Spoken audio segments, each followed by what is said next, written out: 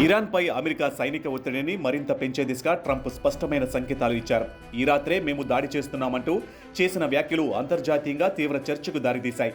America దాడులతో Iran సైనిక సామర్థ్యం ఇప్పటికే తీవ్రంగా దెబ్బతిన్నదని, ఇక అమెరికాను ఎదుర్కొనే శక్తి ఇరాన్కు మిగల్లేదని ట్రంప్ వ్యాఖ్యానించారు. ఈ వ్యాఖ్యలతో పాటు ప్రపంచ చమురు సరఫరాకు అత్యంత కీలకమైన స్ట్రైట్ ఆఫ్ హార్ముజ్ గురించి కూడా ట్రంప్ ప్రస్తావించారు. ప్రపంచంలో ఉత్పత్తి అయ్యే ముడి చమురులో గణనీయమైన భాగం ఈ జలసంధి గుండా అంతర్జాతీయ మార్కెట్లకు చేరుతుంది. గల్ఫ్ దేశాల నుంచి ఆసియా, యూరప్ సహా ప్రపంచ దేశాలకు వెళ్లే చమురు ట్యాంకర్లకు ఇదే ప్రధాన సముద్ర మార్గం. అందుకే హోర్ముజ్ జలసంధిని ప్రపంచ ఆర్థిక వ్యవస్థకు జీవనాడిగా భావిస్తారు. ఈ కీలక సముద్ర మార్గానికి అమెరికా నౌకాదళమే భద్రత కల్పిస్తుందని ట్రంప్ చెప్పారు. అయితే ఈ భద్రత కోసం అయ్యే ఖర్చును అమెరికా ఒక్కటే భరించడం సరికాదని ఆయన అభిప్రాయపడ్డారు. ప్రపంచంలోని అత్యంత సంపన్న ప్రాంతాలలో గల్ఫ్ దేశాలు కూడా ఉన్నాయని గుర్తు చేసిన Trump Saudi Arabia, United Arab Emirates, Qatar, Bahrain, కువైట్తో పాటు ఇతర గల్ఫ్ దేశాలు కూడా అమెరికాకు రక్షణ ఖర్చులను తిరిగి చెల్లించాలని డిమాండ్ చేశారు. అమెరికా కేవలం తన ప్రయోజనాల కోసమే కాదు, ప్రపంచ వాణిజ్యం సాఫీగా సాగేందుకు కూడా ఈ జలసంధికి భద్రత కల్పిస్తుందని ట్రంప్ అన్నారు. అందువల్ల ఈ భద్రత వల్ల ప్రత్యక్షంగా లాభపడుతున్న దేశాలు కూడా ఆర్థికంగా బాధ్యత తీసుకోవాల్సిందేనని ఆయన స్పష్టం చేశారు. ఇదే సమయంలో హోర్ముజ్ జలసంధిపై అమెరికా మరింత ప్రభావం చూపాలన్న సంకేతాలు కూడా ట్రంప్ వ్యాఖ్యల్లో కనిపించాయి.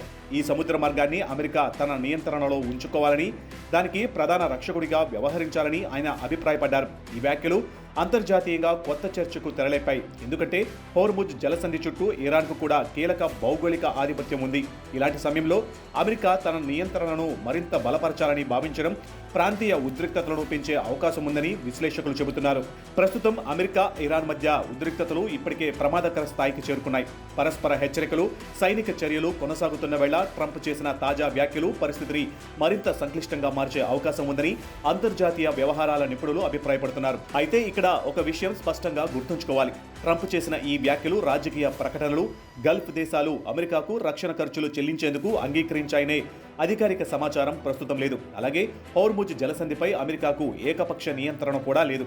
అంతర్జాతీయ సముద్ర చట్టాలు, ప్రాంతీయ భౌగోళిక పరిస్థితులు, సంబంధిత దేశాల వైఖరి వంటి అంశాలు దీనిపై ప్రభావం చూపుతాయి. ఒకవేళ అమెరికా, ఇరాన్ మధ్య ఉద్రిక్తతలు మరింత పెరిగి హోర్ముజ్ జలసంధిలో అంతరాయం ఏర్పడితే ప్రపంచ చమురు సరఫరాపై తీవ్ర ప్రభావం పడే అవకాశం ఉంది. దాంతో అంతర్జాతీయ మార్కెట్లో ముడి చమురు ధరలు పెరగడంతో పాటు భారత్ వంటి చమురు దిగుమతులపై ఆధారపడే దేశాలపై కూడా ఆర్థిక భారం పెరిగే అవకాశాన్ని ఆర్థిక నిపుణులు సూచిస్తున్నారు.